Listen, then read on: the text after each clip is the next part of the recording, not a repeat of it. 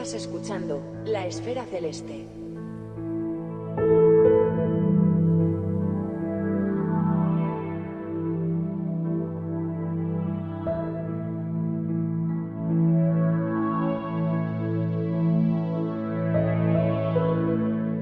Ya sabéis que nos gusta hablar de técnicas, instrumentos, metodologías o software, pero nunca sin apartar el rabillo del ojo del cielo. Para ello, en esta ocasión le hemos pedido a Pepe Chambó que nos pase el parte de los cometas, esos esquivos visitantes a los que conviene tener siempre controlados.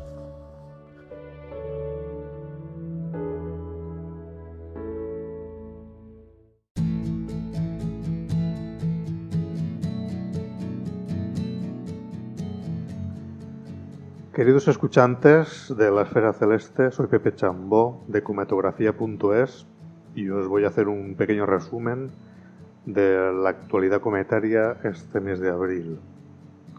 Bueno, empezamos con el cometa más brillante que vamos a tener este mes, que además parece ser que va a ser de los más brillantes este año. Se trata del C2020 R4 Atlas. Este cometa tuvo su perihelio en marzo, pero a pesar de ello sigue subiendo de brillo porque su máxima aproximación a la Tierra será el 23 de abril, que será una distancia de aproximadamente una unidad astronómica de nuestro planeta. Y bueno, actualmente a principios de abril está sobre la magnitud 9, pero seguirá subiendo de brillo hasta alcanzar aproximadamente la magnitud 8 durante la segunda quincena a finales de abril. Magnitud 8 significa pues que no se podrá ver a simple vista, pero con unos pequeños prismáticos desde un lugar más o menos oscuro se va a poder observar sin dificultad. ¿Cuándo es el momento de mejor visibilidad de este cometa? Bueno, pues a principios de abril. Hay que esperar hasta las últimas horas de la noche, cuando estará como a media altura en el cielo en dirección sureste, y a lo largo del mes el cometa irá subiendo en el cielo poco a poco, rápidamente. Este cometa se mueve muy rápido y pues a finales de abril, que es cuando estará más brillante, como os comentaba, será prácticamente observable durante toda la noche, ¿no? Eso sí, siempre recomiendo observar cometas a ser posible cuando no esté la luz de la luna presente y el cielo mucho más oscuro, pues nos permitirá disfrutar mucho mejor de su visión. Este cometa, como os he dicho, se mueve rapidísimo. Para que os hagáis una idea, empieza el mes de abril situado sobre la constelación de Áquila, no demasiado lejos de Altair, y muy rápidamente se moverá por el cielo, cruzará toda la constelación de Hércules, cruzará sobre la corona boreal y terminará pasando sobre la constelación del Boyero.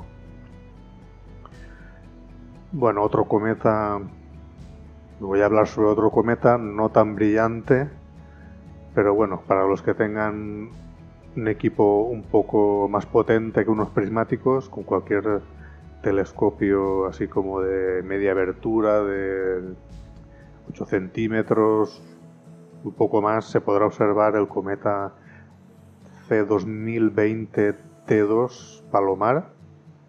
¿Vale? Este cometa pues viene subiendo de brillo desde el año pasado que se descubrió, y bueno, actualmente está sobre la magnitud 11.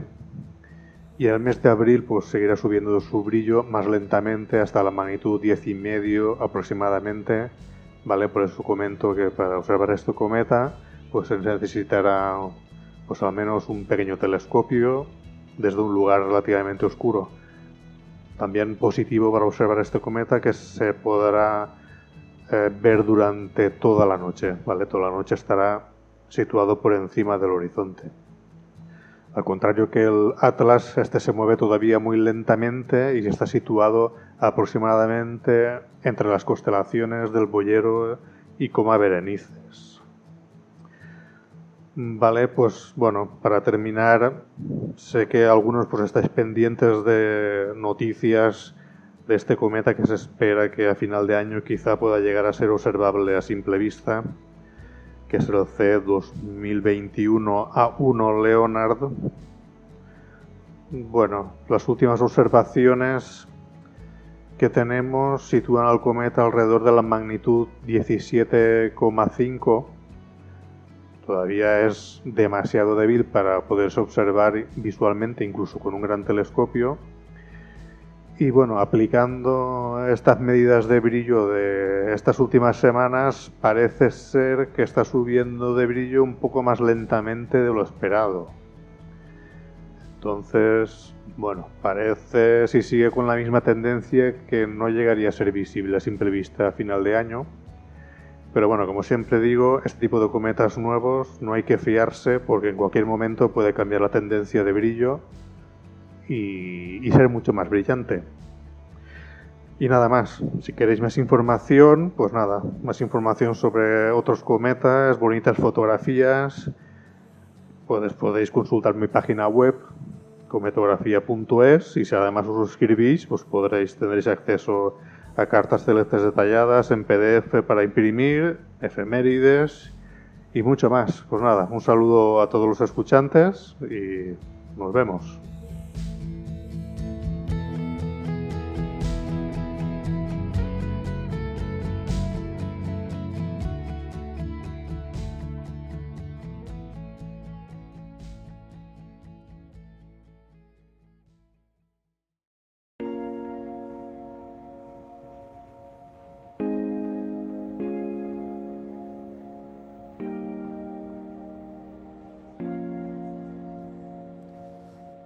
Cuando queremos identificar la posición de un objeto en el cielo o cuantificar su brillo y deducir qué está pasando en, por ejemplo, ese lejano sol, tomamos nuestras imágenes y las sometemos a unos cuantos clics en alguno de los muchos programas informáticos que existen para esas labores.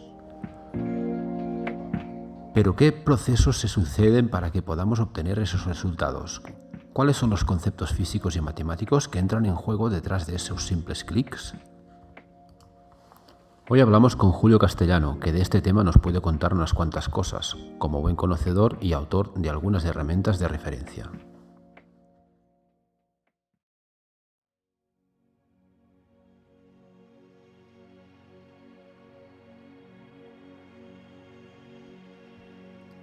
Muy buenas, Julio, ¿qué tal? Buenas tardes, muy bien, encantado de estar aquí contigo. Bueno, pues también, igualmente, yo también muy encantado, ¿eh?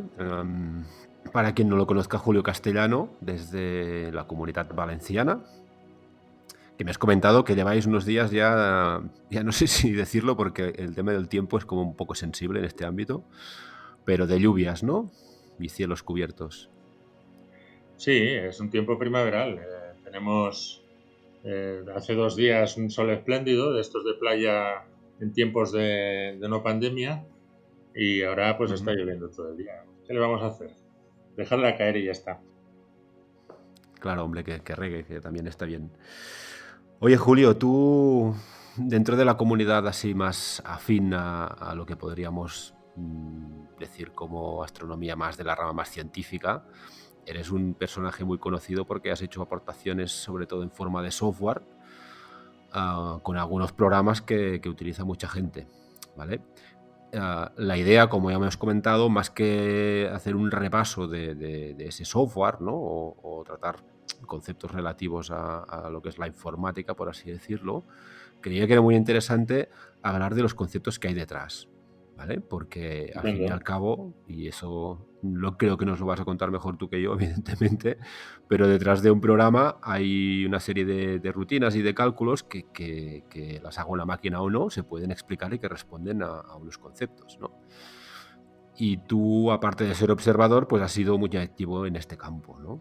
Y para ello me remito a un momento, ya te lo comenté, que tienes en tu web una intro que me hizo bastante gracia y hay algún ejemplo que me gusta mucho, y que empiezas hablando de cuando hacías astrometría a mano, que esto es algo que mucha gente, pues, no sé, quizá le sorprenda, ¿no?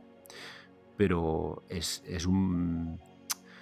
es un poco un muy buen ejemplo para hacer el paralelismo entre lo que es el cálculo, el concepto y lo que al final acaba haciendo una máquina, ¿no? Aunque en tu caso no te he visto programas que sean específicamente para astrometría, ¿eh? Pero quizás sería un buen punto para arrancar este tema, ¿no? Muy bien.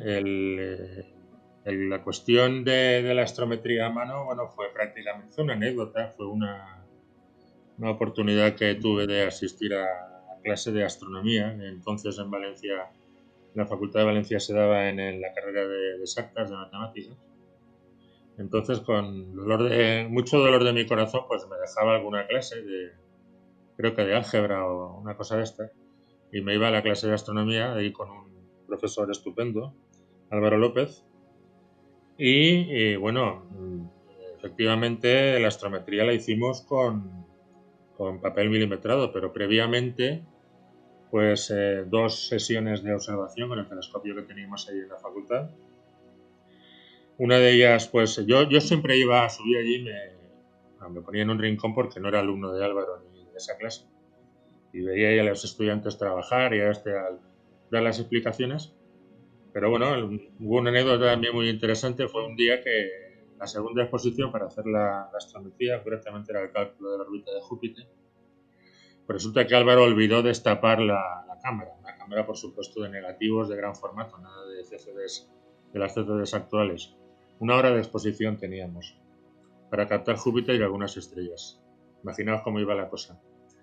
El caso es que la segunda sesión, pues Álvaro olvidó destapar la cámara y, claro, se dio cuenta al final, después de 1 hora. Él ofrecía el telescopio a los estudiantes para que fueran haciendo el guiado, tal y igual. Pasa la hora y dice, anda, me he dejado la cámara destapada. Y los estudiantes pues se marcharon a su siguiente clase. Álvaro no tenía nada que hacer, me preguntó y yo, por supuesto, acepté encantado. Repetimos la exposición y me dejó a mí a los mandos del telescopio. Por primera vez tocaba un telescopio de verdad, además un refractor bastante largo. Tenía una ruedecita, una especie de pomo y una cuerda para regular o ajustar cada uno de los 2 ejes. Y el seguimiento se hacía pues manteniendo una cruz, un retículo en una estrella desenfocada que había por allí. Una vez reveladas las placas, pues lo que hicimos, se fotocopiaron, o se positivaron, se fotocopiaron, y en una de las clases siguientes, pues nada, papel milimetrado, la fotocopia encima y pinchando en la fotocopia para trasladar la posición al papel milimetrado. A partir de ahí, pues hicimos la astrometría para calcular la posición de Júpiter y después, que era el objetivo de la clase, calcular la órbita. Uh-huh. Claro, y en esto que cuentas, claro, ahora nos parece inconcebible hacer las cosas de esta forma. Supongo que era más un ejercicio para entender esos conceptos que otra cosa, ¿no? Pero sí que hay un elemento que aquí que lo veremos y que es importante, que cuando hacemos mediciones necesitamos un sistema de referencia, que en este caso era el famoso papel milimetrado, ¿no? En ese caso. Sí, por supuesto, era una práctica. Las medidas de verdad se hacían incluso en aquella época con micrómetros y midiendo la posición de las estrellas en los negativos mediante un dispositivo, era, no sé, un microscopio o no llegaba a serlo, en fin, un dispositivo que aumentaba bastante la imagen y con unos micrómetros se desplazaban las placas y se podía anotar la posición. Efectivamente, es un sistema de referencia, pues tiene que haber uno. Del papel milimetrado pasamos a las imágenes 3D actuales. Los conceptos son los mismos y el trabajo, el desarrollo matemático que hay detrás, pues es el mismo también. Me gustaría hacerte una aclaración. Es que yo realmente me gusta dedicar el tiempo a otras cosas, que no sean el trabajo de programación. Entonces, me gusta aprovechar lo que ya he hecho. En cuanto a la astrometría, pues hay un excelente programa que ha desarrollado un observador austríaco, Herbert, se llama Astrométrica, y ese hasta ahora ha cumplido todas nuestras necesidades. Por lo tanto, no he tenido yo a mi vez la necesidad de programar astrometría. Que por supuesto conozco el concepto y los cálculos son, como casi todo en astronomía, al menos a nuestro nivel, son cálculos relativamente sencillos. Ujú. Muy bien. Bueno, y ya que hablamos ya de cosas más, no sé si decir actuales o no, pero no de papel milimetrado, sino de tomas hechas con dispositivos electrónicos como las cámaras CCD, ¿no? O hoy en día incluso CMOS. Aquí tú tenías un programita que más que el programita, creía que era interesante entender cómo se trataban dos conceptos aquí que son claves cuando hablamos de estas historias, que son la ganancia, ¿no?, de la cámara y el ruido, que son dos elementos que, bueno, que influyen, ¿no? En ese sentido, ¿cuál es la aproximación para medir esos dos parámetros y qué consecuencias tienen? Bien, lo primero es aclarar que esos dos parámetros son importantes, pero no están a nuestro alcance. Los fija el fabricante durante el proceso de construcción de las cámaras. Entonces, a ver, está bien para verificar el estado de la cámara, para ver si realmente se ajusta a las especificaciones del fabricante o tiene alguna avería. Recuerdo que con este programa precisamente descubrimos una avería en la cámara de un compañero. Y bueno, pues en cualquier caso nunca sobra conocer el funcionamiento de nuestros equipos de la manera más profunda posible. Entonces, cada píxel de la cámara es algo así como un pozo de potencial positivo, un sitio con cargado eléctrico positivamente. Cuando un fotón incide, el silicio o el Estudiar material que sea ahora fotométricamente el mismo, pues objeto requiere a las menudo del cámaras modernas no observatorio sé qué es fijo lo al que que tiene. poder sacarle todo el jugo. Desprende un El electrón que es limitado capturado nivel por se este define como electrodo, un pues, observador nómada, los con electrones todo se lo van que eso acumulando conlleva. durante la Pero como exposición comprobaréis, capacidad de sacarle y jugo no le alcanzan falta. un cierto nivel que sea, Hablamos dependiendo de de la tubos cantidad de luz que especiales, haya. de cámaras, de electrónica específica para astronomía, A de mina y de continuación, software, de lo pulido que de hace la espejos cámara, y la de mucho electrónica de la más cámara, con es Carlos Muñoz. convertir esa cantidad de electrones, en realidad es una tensión negativa, en un número, que son las famosas conocidas cuentas que aparecen en cada píxel. Hay un número, que es la ganancia, que expresa siempre aproximadamente cuántos electrones se necesitan para conseguir una cuenta. O sea, por qué número se multiplica, puede ser un número menor que 1. Normalmente hacen falta bastantes electrones para una cuenta, al menos en las cámaras antiguas. Entonces, bueno, es interesante porque tenemos dos conceptos a tener en cuenta. En primer lugar, la capacidad eléctrica del píxel. En un píxel van entrando electrones hasta que ya no caben más. Se empiezan a no entrar por repulsión electrostática y después ya es que ni entran. Van a parar a otras partes de la cámara, a píxeles adyacentes. Y por otra parte tenemos el número máximo de cuentas que es capaz de dar la cámara o el píxel mediante un proceso que convierte esa tensión analógica negativa en un número. Entonces, la ganancia lo que debe hacer es conjugar las dos capacidades, la del píxel en cuentas y la del electrodo, para que sean aprovechados al máximo. Normalmente en cuentas la capacidad de las cámaras está en 65.535 cuentas, 2 elevado a 16, menos 1, y la capacidad del píxel en electrones es variable. Entonces, a través de la ganancia, el fabricante tiene que conseguir no desaprovechar ningún fotón. Por ejemplo, si tenemos un píxel donde caben 30.000 electrones, la ganancia tiene que ser aproximadamente de 2, algo para llegar a las 65.000 cuentas. Si esto no se da, estamos perdiendo capacidad por uno o por otro. Por esto es conveniente hacer la prueba o comprobar si la ganancia enunciada por el fabricante es cierta. En cuanto al ruido de lectura, pues es una cosa bastante más inabarcable. Durante el proceso de conversión no hay una relación directa entre cantidad de electrones y cuentas, sino que todo el proceso, que primero tiene electrónica analógica y luego electrónica digital, produce que no siempre la misma cantidad de electrones den la misma cantidad de cuentas. Esto es el ruido de lectura, que es uno de los diferentes ruidos que aparecen durante el trabajo en una cámara CCD. Es importante caracterizarlos. Si te parece bien, entramos un poquito en detalle y si no, pues... porque es un poco complejo Sí, sí. más Sí, sí, sí. de explicar que de entender, pero yo no tengo ningún Ujú. inconveniente. No, no, a mí hay un tema, por ejemplo, que será ignorancia propia, pero se entiende fácil el concepto de ruido, aunque a veces creo que se tiende a simplificar un poco, ¿no? Porque en este caso, tal y como lo acabas de definir, entiendo que es la inconstancia, ¿no? en la capacidad de un píxel concreto para generar siempre el mismo valor dados unos fotones, ¿no? Por ejemplo, y eso es una irregularidad. Pero lo que me cuesta mucho de entender es cómo se puede caracterizar, es decir, hay una constancia en hacer mal las cosas por parte de esa electrónica. Sí, en realidad lo de ruido, el ruido es una mala traducción del inglés. La palabra correcta, que es mucho más larga, es incertidumbre y es exactamente lo que has expresado.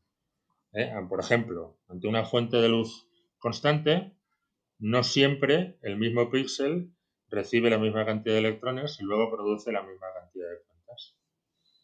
El ruido de lectura es el que se produce en esto que he explicado, ¿no? Durante la conversión de electrones a cuentas. Hay otros ruidos, por ejemplo, la fuente más importante de ruido es la propia luz. Por cuestiones cuánticas que he llegado a entender, aunque soy incapaz de repetir,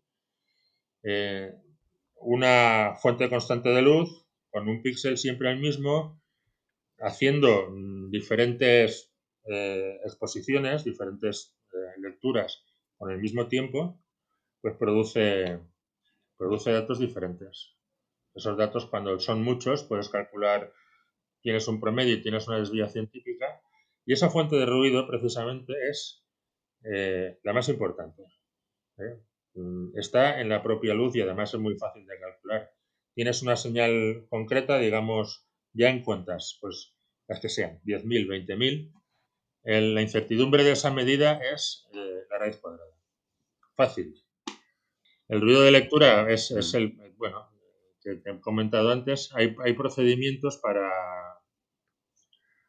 para calcularlo aproximadamente. Pues si quieres hablamos de ellos y si no, pues lo que te parezca. Sí, no, no, sí, un poco sí, me parece. Es que es un concepto que aparece mucho y tal vez está bien, ¿no? Entrar un poco en detalle de... Yo lo que he hecho ha sido adaptar dos artículos que conseguí cuando trabajé este tema.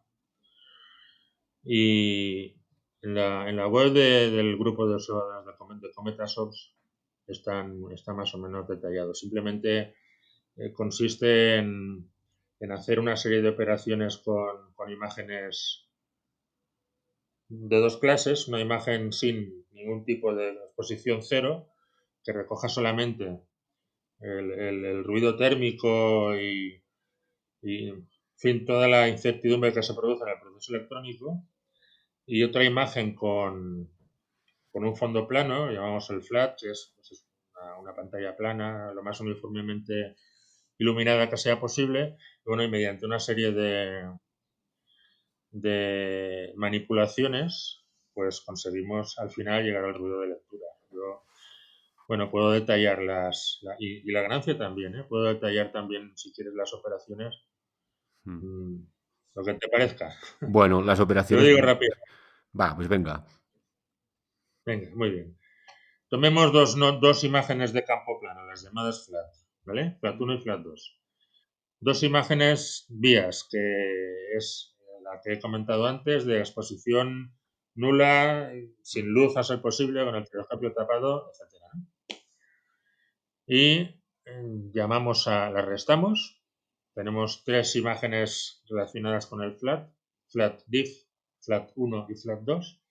Dos imágenes relacionadas con el bias diff, bias 1 menos bias 2.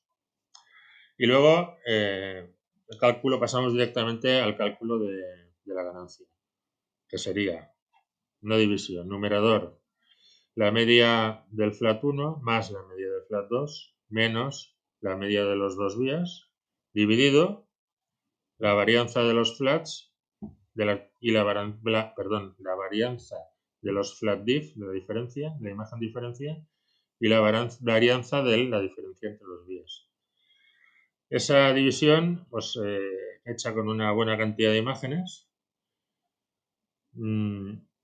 aproxima la ganancia. Nunca es el propio cálculo, perdón, el cálculo no tiene incertidumbre, pero la fuente de datos, que son las imágenes, sí que la tiene.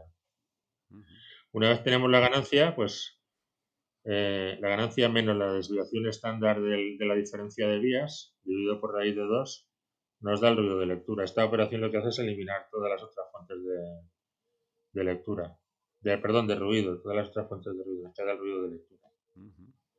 Por supuesto, el ruido en general es muy fácil comprobar. Hacemos una serie de imágenes en las mismas condiciones y se saca de muchos píxeles promedio y la desviación estándar de la serie de imágenes y tenemos directamente el ruido en la práctica, el que de verdad existe.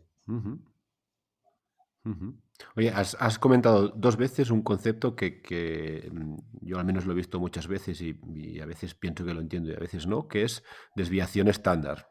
¿Podríamos definirlo fácil? Sí, está un poco relacionado con la cuestión del ruido, de la inconstancia cuántica de la luz. O sea, tenemos en este caso concreto una fuente de luz constante, un píxel que está iluminado de la misma manera, no cambiamos nada y hacemos un montón de imágenes. El resultado que obtenemos en la lectura de ese píxel pues no es constante, tenemos diferentes resultados. Hay un promedio. La desviación estándar es un concepto que dice, a ver cómo lo puedo explicar rápidamente, cómo de variable es la lectura que estamos haciendo. Una desviación estándar muy bajita quiere decir que la mayor parte de las medidas están alrededor de un valor, y una desviación estándar alta quiere decir que hay muchas medidas dispersas con una diferencia grande con relación al promedio. El cálculo, pues es un cálculo sencillísimo que está en cualquier libro, es largo porque hay que hacer una serie de operaciones. No me lo sé de memoria, lamentablemente. Me enorgullezco, me vanaglorio de saber dónde están los libros que necesito en cada caso, pero lamentablemente padezco de la memoria bastante cortita. Entonces ahora mismo sería incapaz de describir el cálculo de la desviación estándar, aunque perfectamente sé lo que es. Bueno, no hace falta, yo creo, ¿eh? Al final el concepto se entiende. Sí. Es decir, Es que si no, estaríamos aquí en una clase de matemáticas. correcto, sí. Entonces yo me imagino una gráfica, ¿no? Y tenemos una línea plana, ¿no? Paralela al eje X, y eso es el valor promedio, digamos. Y luego tenemos otra línea superpuesta, pues que hace unos picos y unos valles, que según la amplitud de esos picos y valles, pues tenemos una desviación estándar mayor o menor, ¿no? ¿Sería eso? Bueno, en general, no, más bien es una sola línea que hace un pico alrededor del valor central y hacia los dos lados de ese valor central, hacia menos y hacia más, pues va bajando, tendiendo a cero. Esa curva, cuanto más ancha es, más desviación estándar tiene. Cuanto más estrechita es, la curva esa la construimos con frecuencias. Tendríamos valor y la frecuencia, aunque sea ese valor. Para tener una frecuencia hace falta una cantidad grande de medidas, muy grande. Entonces conseguimos un resultado significativo. Por ejemplo, el valor de 1000 cuentas se da 1000 veces, para simplificar. Después hay un valor de 950 que se da por 20 o 30 veces, o de menos, o de más. Entonces, como tal, cuanto más afilada está esa gráfica, significa que la incertidumbre en las medidas, que es en realidad lo que expresa la desviación estándar, es menor. Lo que intenta la desviación estándar es predecir no, en realidad calcular la incertidumbre de las medidas y de alguna manera dar una expectativa de lo que puede venir con las medidas siguientes. Muy bien. Vale, y todos estos conceptos, si no lo entiendo mal, van muy relacionados con lo que hay detrás de otro software Diría que a lo mejor el más famoso que te conocemos, que es Photodiff, que lo ha utilizado cantidad de gente y lo utiliza, que es un software para hacer mediciones fotométricas y que, claro, aquí estamos hablando de diferentes respuestas ante la luz, por ejemplo, ¿no? Y supongo que es Sí. un tema que se tiene que tener muy en cuenta a la hora de contrastar esas cuentas que recibimos con ese ruido incorporado de una cámara con un sistema de referencia que pueden ser, pues yo qué sé, unas magnitudes dadas en un catálogo concreto y eso nos arroja un valor, ¿no? Y todo ese sistema, ¿cómo funcionaría en este caso? Bien, también es relativamente sencillo. Eh, supongamos que tenemos ya una imagen CCD, una imagen terminada, y tenemos una estrella de magnitud conocida y tenemos algo que puede ser una otra estrella, una estrella variable, un cometa, un asteroide, y queremos conocer la magnitud. Eh, el concepto es muy sencillo, es simplemente comparar los brillos y aplicar una regla de conversión que es la diferencia de magnitudes es igual a 2,5 por el logaritmo de la diferencia de brillos. Esta me la sé.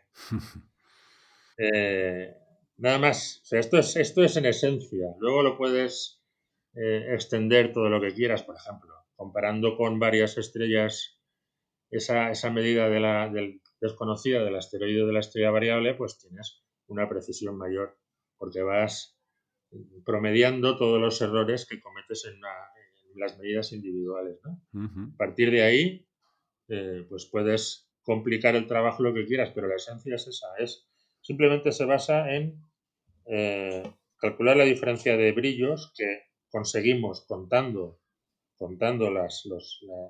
las cuentas de los píxeles involucrados, el cociente perdón, estaba hablando de diferencias y de cosas, de ahí es el cociente de brillos. Y bueno, simplemente es, en resumen, comparar la cantidad de cuentas que genera una estrella de magnitud conocida con la cantidad de cuentas eh, del objeto a medir. Ujú. Vale, y aquí me surgen dos dudas, porque has dicho dos cosas interesantes. Am, Antes hablábamos de incertidumbre, lo digo para no hablar de ruido, ¿eh? Y tú has comentado que teníamos una imagen finalizada. Entiendo que cuando es una imagen finalizada te refieres a una imagen calibrada con sus respectivos darks, flats, vías, etcétera, y que ese es un procedimiento que entiendo que se utiliza para reducir esa incertidumbre, ¿no? ¿Cómo le afecta ese proceso a la medición? ¿Es tan sencillo como que sencillamente tenemos una incertidumbre más elevada o más baja? Ese proceso lo que hace es intentar que los datos que tiene la imagen se parezcan lo más posible a los datos en el mundo real. Ujú. Por ejemplo, em, los píxeles en una CCD, los resultados finales, la cantidad de cuentas, está sometida a incertidumbre. Eso, aunque parezca mentira, puede dar valores negativos, que, a ver, podrían causar un conflicto en un número que está programado para ir desde 0 hasta 65.000, por ejemplo. Ujú. El resultado puede dar un valor negativo, entonces podemos tener, por ejemplo, píxeles de valores muy altos que en realidad ha sido una transformación de un valor negativo. En fin, por ejemplo, para evitar ese efecto, el fabricante, ¿qué hace? Añade un valor constante, pues normalmente de unas 100 cuentas, a la imagen directamente. ¿Vale? Ujú. Otro efecto negativo que podemos tener en la imagen, pues que aparezca viñeteado, es decir, que la óptica no ilumine uniformemente la imagen. Entonces tenemos normalmente en el centro valores más brillantes, en la periferia valores un poquito más oscuros, cuando en realidad no son ciertos. Estamos hablando del fondo del cielo, de cualquier objeto uniformemente iluminado. Todos estos efectos, pues hay que corregirlos para tener una imagen lo más parecida a la realidad. ¿Cómo? Pues de dos maneras. En realidad es solamente una, porque al final el resultado, hay un procedimiento que engloba todo, que es calcular una imagen de un flat, una imagen de fondo plano, una pantalla uniformemente iluminada, haces una serie de fotos con el mismo tiempo de exposición que las imágenes después reales, y lo único que haces es calcular el promedio del flat y dividir todos y cada uno de los píxeles de la imagen original por el promedio este que has conseguido. Ahí consigues equilibrar la iluminación. Después, el valor de fondo que aplica el fabricante, como está en todas las imágenes,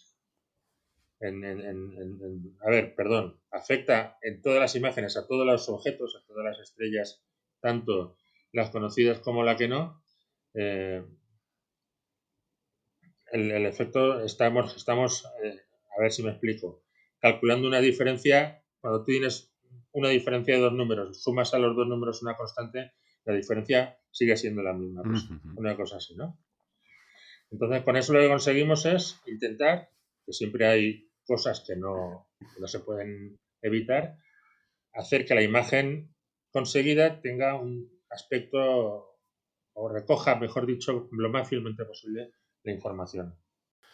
Perfecto. Y otra cosa que has dicho cuando te referías al uso concretamente de Photodiff era que esas diferencias pueden venir también y sobre todo cuando comentabas que podías comparar la estrella objetivo, por así decirlo, ¿no?, con otras de referencia, ¿no? Y el error será menor si lo hago con más estrellas de referencia que con una. Eso se deduce de un mal proceso de medir, y aquí introduzco también el tema de los círculos fotométricos y de la técnica que utilice cada cual, o es sencillamente una cuestión estadística. No, es un error estadístico. Puede haber errores en el procedimiento de medir, pero ahora no estoy hablando de eso. Estoy hablando, por ejemplo, de que las magnitudes de catálogo que utilizamos para las estrellas de comparación no son ni de lejos perfectas. Por ejemplo, en el grupo de cometas, cuando empezamos a trabajar, utilizábamos el único catálogo que había a disposición de los aficionados utilizable por densidad de estrellas, magnitudes, etcétera, era un catálogo que procedía de imágenes químicas. Entonces, los errores eran, de bulto. Aparte de que había errores, un cierto error constante, había también variaciones irregulares importantes. La única manera que teníamos de salvar ese tema, pues era un poquito utilizar la mayor cantidad posible de estrellas. Me estoy refiriendo en este caso a cometas. Los cometas y asteroides tienen un problema fotométrico añadido, y es que van moviéndose y por lo tanto las estrellas de comparación cambian noche tras noche. Procedimiento con estrellas variables, no se mueven, sería un poco diferente. Sería elegir cuidadosamente, en base a la información disponible, estrellas de comparación ya bien calibradas. El tema de los anillos fotométricos y tal, pues es una cosa que, yo siempre he tratado de una manera un poquito radical, porque me parecen que los conceptos importantes no son los que normalmente se están utilizando, pero en fin, eso es un aspecto diferente de la observación.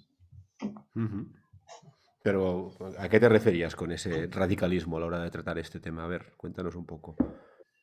Bueno, por ejemplo, uno de los criterios es emplear anillos fotométricos que abarquen la mayor cantidad posible de luz procedente de las estrellas. Breve análisis, una breve reflexión comparada con pruebas reales dice que eso, por ejemplo, no es necesario. Si tú estás comparando brillos de dos cosas, da igual que cojas una parte grande o una parte pequeña, siempre que cojas la misma cantidad en las dos estrellas, ¿no? Con la ventaja de que si coges la parte más brillante, solo la parte más brillante de las estrellas, pues los efectos deseables del ruido, por ejemplo, afectan menos, porque tienes mucha más luz y la relación entre la señal, entre la luz y el ruido, pues es mucho más favorable. Vale. Claro, pero si lo he entendido bien, lo que estás diciendo es que podrías medir solo la parte más brillante de dos estrellas distintas, aunque ese circulito no abarque toda la mancha, pero evidentemente tienen que ser dos estrellas que ocupen más o menos el número o tengan un área similar de píxeles iluminados, ¿no? Por así decirlo. No podemos comparar una muy gorda con algo muy pequeño, evidentemente. Bueno, pues en realidad sí. En realidad sí, porque esto lo tendría que explicar, lo explicaría mucho mejor con papel y lápiz. Eh, pero bueno, lo voy a intentar. La huella de una estrella en una imagen CCD es algo así como una campana de Gauss bidimensional. En realidad es una campana de Gauss bidimensional. Si tienes en la memoria la imagen de la campana de Gauss, verás que por los extremos nunca llega al valor cero. Con las estrellas pasa lo mismo. Todas las estrellas tienen el mismo tamaño en la imagen CCD con independencia de su brillo. Lo que pasa es que estamos acostumbrados a verlas en un monitor de televisión donde seleccionamos el valor más alto, el valor más bajo, de la visualización, no de la realidad, de la visualización, para que la imagen pues, no quede toda blanca o no quede toda negra. Por ejemplo, tienes una imagen CCD, la pones toda oscura y no ves ninguna estrella, pero las estrellas siguen estando ahí.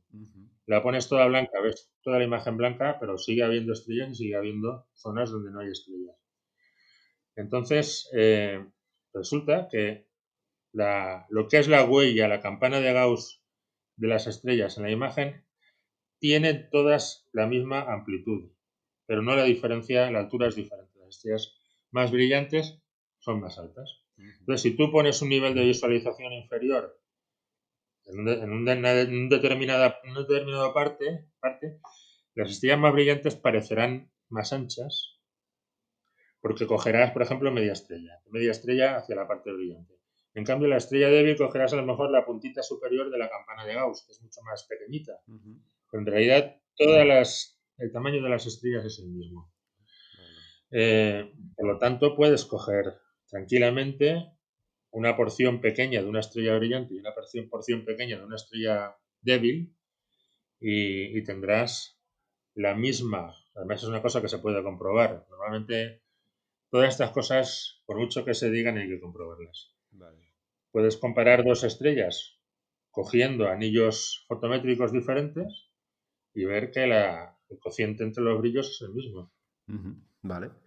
Y aquí una pregunta de ignorante total, ¿eh? Pero al final este proceso arroja un numerito que al final es una magnitud, ¿no? Le decimos magnitud porque es el sistema que utilizamos para definir el brillo, ¿no? En un catálogo, por ejemplo.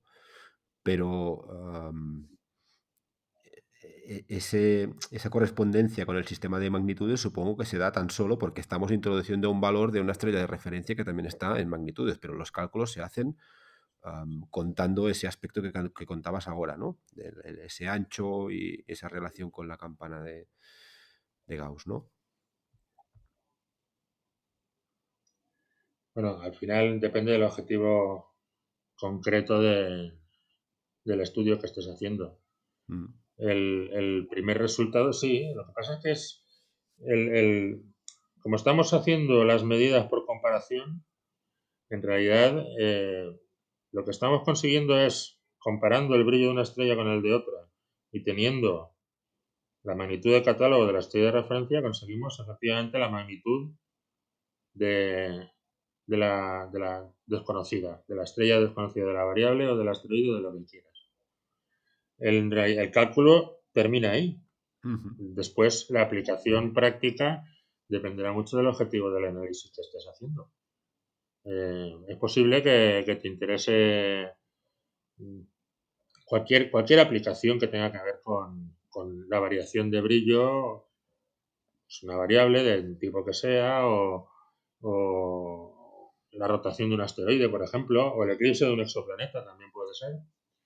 Al final, lo único que vas a conseguir va a ser una variación de brillo. Lo único que no es poco. Y eso pues ya depende del tratamiento que hagas de esa diferencia de brillo, depende del objeto del estudio que estés llevando a cabo. Pero en realidad el trabajo de fotometría termina cuando tiene esa diferencia de magnitud. Y eso yo creo que es igual para todos los tipos diferentes de estudio. Ujú, muy bien. Y oye, ahora que hablábamos de círculos, ah, hay el círculo en el que estábamos comentando que marcamos la estrella y que se puede dar esa diferencia entre tamaños, que en realidad no es tal, pero también hay el círculo exterior o el área, ¿no?, comprendida entre el segundo y el tercer círculo, que ahí que estamos midiendo. ¿Es el fondo del cielo para acabar restando ese valor a todas las medidas? ¿O por dentro cómo funciona eso? Sí, el fondo del cielo no es nulo por diferentes motivos, eh, sobre todo porque en la realidad no es nulo, el cielo tiene cierto brillo. Muchos compañeros observadores de cometas miden el brillo del fondo del cielo. Depende sobre todo pues de la materia que hay en suspensión, el polvo, la humedad, del brillo de contaminante, pues de ciudades próximas o no tan próximas, incluso de cuestiones absolutamente naturales y extraterrestres, como por ejemplo la luz zodiacal. Entonces, ese Ujú, brillo no forma parte de la estrella que estamos estudiando. Hay que eliminarlo. Como la comparación de brillos se hace mediante un cociente, no mediante una diferencia. Si tú tienes dos valores reales, por ejemplo, 2 y 4 de brillo, y calculas el cociente. Si ahora coges y añades 2, tendríamos 4 y 6, el cociente es diferente. Por lo tanto, vamos a intentar eliminar todo el brillo que no forma parte de la estrella, o de los objetos a estudiar. ujú. Pues cogemos una zona de la imagen donde aparentemente no hay estrellas y promediamos el valor de esa zona y lo restamos a cada uno, ese promedio lo restamos a cada uno de los píxeles del objeto que estamos estudiando. Muy bien. Oye, y en todo eso supongo, lo pregunto, que se sobreentiende que el fondo del cielo no es cero, por así decirlo, y tampoco es constante, pero se debe trabajar con la hipótesis, ¿no? O al final decidimos que sea así, que las diferencias de brillo entre el campo de una toma sean despreciables, ¿no? En ese sentido, si hay el flat bien aplicado y todo ese proceso. Sí, lo que pasa es que normalmente no hace falta considerar el fondo del cielo de toda la imagen. Con coger las regiones próximas a las estrellas es suficiente, porque trabajamos con la hipótesis no confirmada de que las variaciones en distancias cortas, en píxeles estoy hablando, son menores que en distancias mayores. Entonces no hay ningún problema, incluso si hubiera un fondo de cielo irregular con un gradiente en un lado. Imagínate una imagen que es más brillante en un lado que en otro. Si tú coges para fondo del cielo un círculo alrededor de una estrella determinada, tienes un lado del círculo más brillante, otro menos, pero el promedio correspondería al centro, que es donde está la estrella que estamos analizando. En cualquier caso, Ujú. pues es lo que tenemos para trabajar. Vale. Tenemos, Vale, y hablando de fondos, y eso sí que tenía muchas ganas de comentártelo, am, hay otro programa que se llama Photodiff SN, ¿no?, que hace referencia a, es como una versión de Photodiff que se utiliza para medir supernovas concretamente, y las supernovas, o al menos algunas de ellas, tienen la virtud, ¿no?, de que están colocadas en manchurrones que se llaman galaxias y que además no hay una igual. Ahí, ¿cómo puñetas se sustrae ese fondo para hacer la fotometría tan solo de la estrella? a ver, el tema de Photodiff SN tiene además una implicación añadida que me gustaría comentar. El primer programa, Photodiff, Sí, sí. es de uso general, no tiene ningún propósito concreto. Pues ahí está, ¿no? Lo hice a petición de algunos amigos, yo lo he utilizado también, ¿por qué no? Pero bueno, ahí queda, ¿no? En cambio, Photodiff SN es una modificación que hice para un grupo concreto de observadores de supernova. Por otros motivos que si nos da tiempo comentaremos, es importante que todos los observadores midan en las mismas condiciones. Y en este caso concreto me refiero a que utilicen el mismo anillo fotométrico, expresado en segundos de arco, no en píxeles ni nada parecido. Es decir, el anillo fotométrico en píxeles dependerá de la resolución del sistema óptico, porque el objetivo que tiene es que sea el mismo en grados, precisamente para que entre o no entre luz de la galaxia, o entre mucha o entre poca, entre la misma a todos los observadores. Creo que me voy explicando, ¿no? Entonces, ¿qué pasa? Que Sí, sí. la luz de la galaxia va a ser la misma para todos los observadores y durante todo el tiempo que dure la observación de una supernova. Típicamente, con las buenas, pues a lo mejor varios meses. ¿Qué pasa? Que seguramente no vamos a saber la magnitud exacta de la estrella en ese momento. Hay maneras de hacerlo, ¿eh? Ahí, si quieres, las comentamos rápidamente. Yo no las he practicado, pero las conozco. Pero en el momento de la observación vamos a conseguir que todos los observadores midan las mismas diferencias de brillo. Por lo tanto, la unión de las medidas de observadores diferentes tiene una importancia relevante. O sea, no va a salir un observador que coja un anillo muy grande y otro muy pequeño, lo que causa diferencias que serían difíciles de reconciliar, ¿no? Vamos a intentar que todos los observadores trabajen con las mismas condiciones. Por lo tanto, las medidas dentro de los problemas que tiene medir dentro de una galaxia, pues sean lo más parecidas posible, lo más uniformes, por lo menos en cuanto a método. Vale, vale, se entiende, se entiende. Perfecto. Y antes comentabas, bueno, circunstancias en las que eso de medir el brillo pues tiene dificultades añadidas, como puede ser el brazo de una galaxia, que no nos contabas muy bien cómo salvamos ese aspecto. Y hablabas de focas concretamente, ¿no? Y de medir cometas o asteroides en los que, pues, a menudo tenemos las estrellas que no tienen la misma apariencia puntual, ¿no? Que tenemos en una supernova, ¿no? Por ejemplo, porque vamos moviendo el campo para conseguir, pues, hacer visible un objeto muy débil, ¿no? Un cometa, por ejemplo. En ese caso, ¿cómo tratamos? Porque aquí esa puntualidad que comentabas antes, que siempre está, se nos va. Sí, ahí es un tema largo en su desarrollo porque tuvimos, bueno, cuando empezamos a reunirnos los observadores de cometas, la verdad es que teníamos una dispersión de las medidas desesperante. No había manera, ¿eh? A pesar de que lo intentábamos, probábamos programas, se nos ocurrían cosas, eh, pues no había manera. Era una dispersión del orden de magnitudes, ¿eh? O sea, que es absolutamente intolerable cuando lo que quieres es hacer un trabajo medianamente serio. Pero al final nos dimos cuenta de que el problema era precisamente las aperturas fotométricas. Si cada observador emplea precisamente con cometas, que son cosas difusas, aperturas fotométricas diferentes, la consecuencia es que en cada medida entran porciones del cometa diferentes. Eso es muy difícil de reconciliar. La solución que tomamos es que vamos a utilizar, igual que en FotoDiff-SN, pero lo de focas ocurrió mucho antes, vamos a tomar las mismas aperturas fotométricas en segundos de arco para todos los observadores.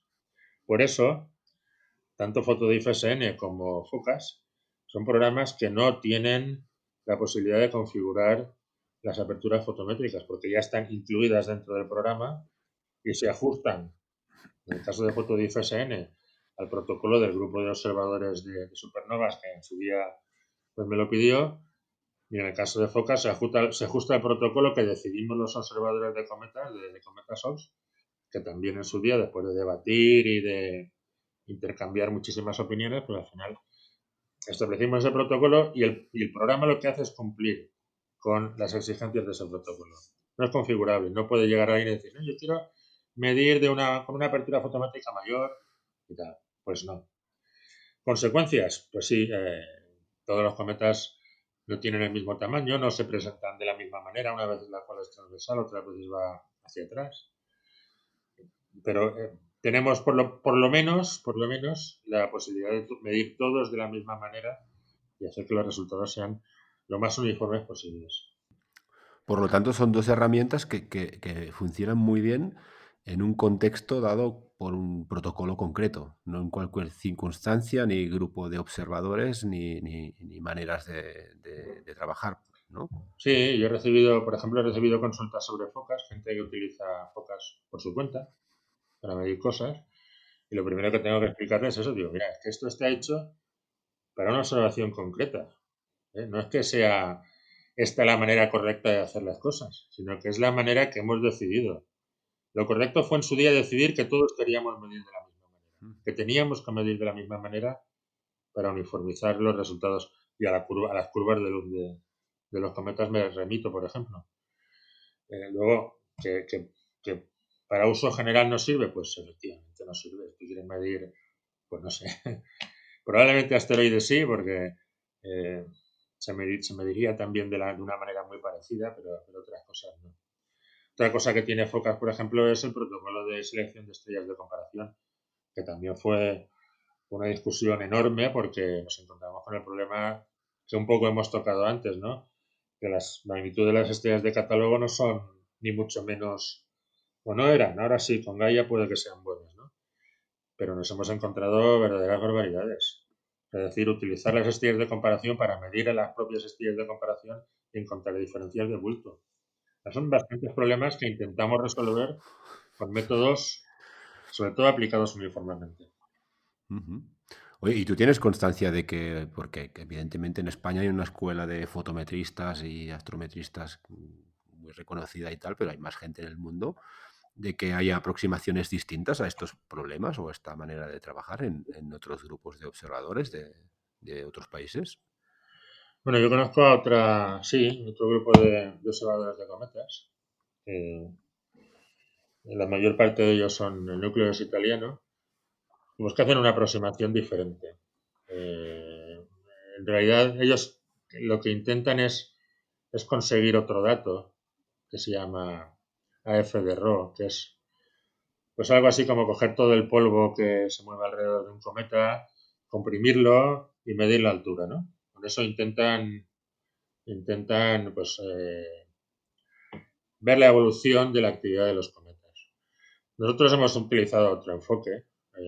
Realmente tampoco es tan diferente porque a partir de las magnitudes se puede deducir el afro. Hay bastantes trabajos que lo demuestran o lo exponen. De hecho, en nuestra web pues tenemos, aunque no se utiliza esa medida, no la utilizamos nosotros. Vamos, en realidad nosotros no utilizamos ninguna de nuestras medidas. Están ahí para disposición de gente que quiere analizarlas y estudiarlas y hemos tenido ya varios ejemplos de gente que nos las ha pedido de cometas concretos y con mucho gusto se las hemos cedido y las utilizan. En mi opinión, el trabajo de los observadores es ofrecer las medidas y además explicando muy bien cómo se han conseguido, pero sin ningún tipo de maquillaje. Por ejemplo, hubo alguien que se quejaba de que no poníamos la magnitud absoluta de los cometas, es decir, los cometas están más cerca o más lejos de la Tierra, por lo tanto el brillo aparente y el Sol, por lo tanto el brillo aparente pues es mayor o menor solo por cuestiones geométricas. Y yo le decía, pues bueno, calcúlalo tú. Sabes dónde está el cometa, lo puedes saber si quieres, aplica tú las correcciones que quieras. Yo no las aplico porque así valdrán para mucha más gente. Si yo aplico ciertas correcciones, a lo mejor la persona que quiera hacer otra clase de estudio diferente, pues no va a poder. Lo mismo pasa con las magnitudes de catálogo. Hemos empleado tuve una discusión con alguien que no sé quién es. Me pedía explicaciones por qué, si hacíamos alguna corrección por catálogo, pues no. ¿Por qué no? Pues porque cada medida al ladito tiene unas siglas que indican con qué catálogo está obtenida. Si quieres hacer correcciones de catálogo, hazlas tú. A ti te servirán, pero al otro a lo mejor no le sirven. No sé, más o menos, ¿no? Están ahí esos dos grupos de estudios de cometas, el nuestro y el italiano, pues ahí estamos. Hemos tenido algún contacto, desde luego, no hemos comparado resultados, no son muy diferentes, Y simplemente el método es diferente, aunque los resultados tampoco pueden ser demasiado... En el fondo los cometas son los mismos. Claro, claro. Bueno, al final este es el enfoque de la ciencia, ¿no? Porque a veces parece que todo es muy exacto y de exacto muchas veces todo esto no tiene nada, ¿no? De ahí conceptos como el que me está comentando de la incertidumbre y todo tiene diferentes aproximaciones, ¿no? Supongo. Sí, aunque yo tengo un criterio muy riguroso sobre este tema. Que todas las incertidumbres nos vengan impuestas y sean irresolubles. Por ejemplo, a mí me parece intolerable entre tú y yo, ahora que no nos oye nadie, que alguien produzca una medida de peor calidad cuando la puede mejorar, por ejemplo. Incluso que se produzcan medidas malas conscientemente. A nosotros nos llegan muchas veces, muchas más de las que a mí me gustaría. El cielo estaba en condiciones, pero he medido esto. No lo tengo claro, pero ahí va la medida. Pues no. Incluso discutí una vez directamente con un miembro de la lista que envió una medida incorrecta, absolutamente incorrecta, porque midió un cometa que pasaba por encima de una estrella y midió el cometa más la estrella y yo lo pillé. Y me decía, bueno, eso pasa mucho, ¿eh? A mí mismo me he pillado, por cierto. Al repasar las medidas semanalmente, digo, uy, ¿este quién ha sido? Hombre, ¿quién es este? Si es Julio. El caso es que este hombre me decía, tú no tienes por qué dejar de poner una medida dudosa. Y digo, pues sí, con todos los respetos, mi obligación es, a pesar de que esta medida no tengo ninguna duda de que está mal, no es dudosa, está mal, tu obligación es intentar trabajar siempre de la mejor manera posible. Y eso incluye, por ejemplo, pues cuando el día está medio nublado o hay una luna fuertísima, pues decir, esta noche no observo, aprovecha y duerme. Es decir, no hay trabajar mediocremente, producir medidas mediocres cuando se puede mejorar, es absolutamente injustificable. Luego, perdón, los problemas que vengan añadidos, pues que vengan, están ahí, hay que tenerlos en cuenta, ¿eh? Saber que están ahí, que son inevitables, pero que sean inevitables. No nos privemos de hacer el mejor trabajo posible. Sí, sí. Bueno, no, yo solo quería añadir que esto que decías va íntimamente ligado con conocer bien qué haces, que es parte del aprendizaje, ¿no? Que al final una cosa es equivocarte sin saberlo y la otra sabiéndolo, pero debes saber cuándo se hace bien y cuándo no, y eso implica tener una base, ¿no? Al final. Sí, pero es muy sencillo. Por ejemplo, en el tema de los cometas que pasan sobre estrellas, pues hay que mirar la imagen. A veces el cometa pues es tan lento que no se mueve, pues puedes hacer una imagen 3 horas después y comprobar, y ahí ya se habrá movido y comprobar que en las previas no estaba encima de una estrella, en fin. Trabajar, los cometas tienen una limitación, se mueven y por lo tanto, si haces exposiciones muy largas, salen movidos en las imágenes CCD, eso es muy difícil de medir, pues no pasarte de ese límite. No sé, hay muchas cosas que se pueden incluso no mejorar. Si tienes una mala noche no puedes seguir soplar y despejar las nubes. Pero bueno, intentar hacerlo lo mejor posible y ya está. O sea, simplemente es eso. Muy bien. Bueno, pues en eso estamos, Julio. Intentaremos hacerlo lo mejor posible. Y oye, mientras tanto, muchas gracias por este rato, ¿eh? Ha sido muy nutritivo todo esto. Muchas gracias a ti por haberte interesado por el tema y sobre todo por dar difusión de una manera diferente, a lo mejor, que a mí me gusta, me parece muy interesante dar difusión a la astronomía, que en el fondo pues es lo que nos une, ¿no? Esta pequeña parcelita de la naturaleza que ha llamado nuestra atención y que, bueno, podemos disfrutar, pero también podemos intentar aprender, que en definitiva creo que es de lo que se trata. Uh-huh. Sí, sí, totalmente. Pues eso, Julio, oye, muchas gracias, de verdad, y un abrazo. Muchas gracias, Pepe, un abrazo también para ti. Hasta pronto.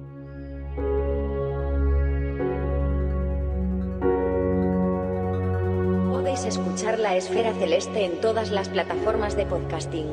Encontraréis más información sobre todos los episodios y sus invitados en laesferaceleste.com. Muchas gracias por acompañarnos y hasta el próximo viaje.